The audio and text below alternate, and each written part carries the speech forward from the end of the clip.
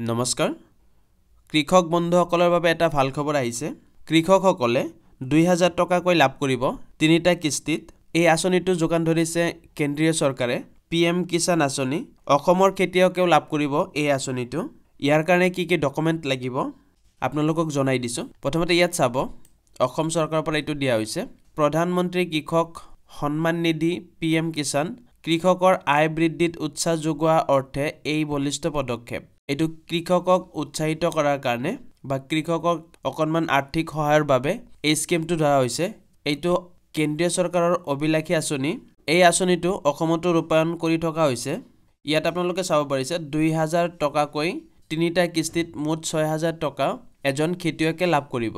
আৰু তলৰ পিনে চাব প্ৰয়োজনীয় নথিপত্ৰ কি ডকুমেন্টছ লাগিব প্ৰথমতে চাওক নিজৰ আধাৰ কাৰ্ড লাগিব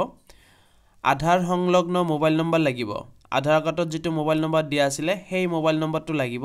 ৰেজিষ্ট্ৰেচন কৰোতে ৰেজিষ্ট্ৰেচন কেনেকৈ কৰিব এইটো ভিডিওতে আপোনালোকক জনাম ৰেশন কাৰ্ডটো লাগিব কৃষকৰ নামত থকা কৃষিভূমিৰ প্ৰতিলিপি কৃষকৰ নামত থকা কৃষিভূমিৰ প্ৰতিলিপি মাটিৰ নথিপত্ৰ লাগিব মেডিপাট্টা মাটি নহলেও হ'ব তলৰ পিনে চাব পাৰিছে একচনীয়া তজিৰ বাহিৰা আদি শ্ৰেণীৰ মাটিৰ ক্ষেত্ৰত কৃষকসকলে চক্ৰ বিষয়ৰ পৰা আহৰণ কৰা ভূমিৰ প্ৰমাণপত্ৰ দাখিল কৰিব লাগিব সাৰ্কেল অফিচৰ পৰা চক্ৰ বিষয়ৰ পৰা একচনীয়া বা তজি বাহিৰা যদি মাটি আছে সেই মাটিৰ প্ৰমাণপত্ৰ উলাই ল'ব লাগিব আৰু এটা দিয়া আছে প্ৰত্যক্ষ লাভ হস্তান্তৰ সক্ষম ডিভিটি ডাইৰেক্ট বেনিফিট ট্ৰান্সফাৰ এনেবল থাকিব লাগিব একাউণ্টটো আৰু ইয়াত দিয়া হৈছে চাব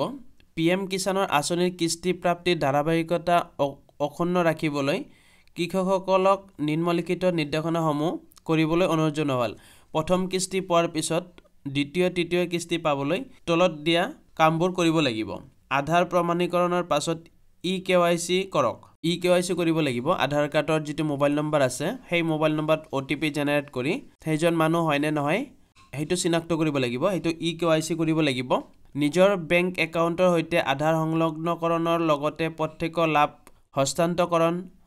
ডিভিটি সক্ষম কৰিবলৈ বেংকত হৈতে যোগাযোগ কৰক বেংক একাউণ্টৰ হৈতে আধাৰ সংলগ্নকৰণ আৰু শুদ্ধ কৰাৰ প্ৰক্ৰিয়াসমূহ সেৱা কেন্দ্ৰত সিএচসি চেণ্টাৰত চলি আছে কৃষকসকলক তেওঁলোকৰ কাখৰীয়া সমূহীয়া সেৱা কেন্দ্ৰ সিএচসিত যোগাযোগ কৰিবলৈ কোৱা হ'ল যদি একাউণ্ট নম্বৰত কিবা অসুবিধা হৈ আছে বা একাউণ্ট নম্বৰত আধাৰ কাৰ্ডৰ লগত নাম ভুল হৈ আছে হেবোৰ আপোনালোকে কাৰেকচন কৰি ল'ব লাগিব আধাৰ কাৰ্ডত থকা নাম আৰু বেংকত থকা নাম একে হ'ব লাগিব আপোনালোকে যদি পিএম কিষাণৰ কেনেকৈ আবেদন কৰে সম্পূৰ্ণ ভিডিও পাব বিচাৰে তেনেহলে চেনেলটো সাবস্ক্ৰাইব কৰি ৰাখিব আৰু কাষত থকা বেল আইকনটো দবাই ল'ব এতিয়া আপোনালোকক দেখুৱাই দিম কেনেকৈ আপোনালোকে পিএম কিষাণৰ পৰ্টেলটোত গৈ নিউ ৰেজিষ্ট্ৰেচন কৰিব পাৰিব মোৰ ভিডিও ডেসক্ৰিপচনত দিয়া লিংকত ক্লিক কৰি দিয়াৰ লগে লগে আপোনালোকে এই পেজটোত আহি যাব ইয়াত আপোনালোকে চাব পাইছে এইটো হ'ব নিউ ফাৰ্মাৰ ৰেজিষ্ট্ৰেচন ইয়াত নতুন ৰেজিষ্ট্ৰেচন কৰিব লাগিব আৰু তলত ইকেৱাইচি কৰিব লাগিব প্ৰথমতে আপোনালোকে ৰেজিষ্ট্ৰেচন কৰিব লাগিব এনেকৈ ৰেজিষ্ট্ৰেচনত ক্লিক কৰি দিব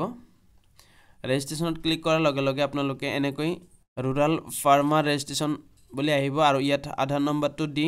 মোবাইল নম্বৰটো ইয়াত ভৰাই ষ্টেটটো সিলেক্ট কৰিব লাগিব ষ্টেটটো সিলেক্ট কৰাৰ পিছত আপোনালোকে এই ক্যাপচাটো ইয়াত ভৰাই গেট ওটিপিত ক্লিক কৰি দিব এনেকৈ ৰেজিষ্ট্ৰেচন প্ৰসেছটো কমপ্লিট কৰিব লাগিব পিএম কিষাণৰ আঁচনিটো যেতিয়া অসমত মুকলি হৈ যাব মই এটা ভিডিও বনাই আপোনালোকৰ আগত আপলোড কৰি দিম আজিৰ ভিডিওত এইখিনি জনাবলগীয়া আছিল ভিডিওটো ভাল পালে এটা লাইক কৰি দিব ধন্যবাদ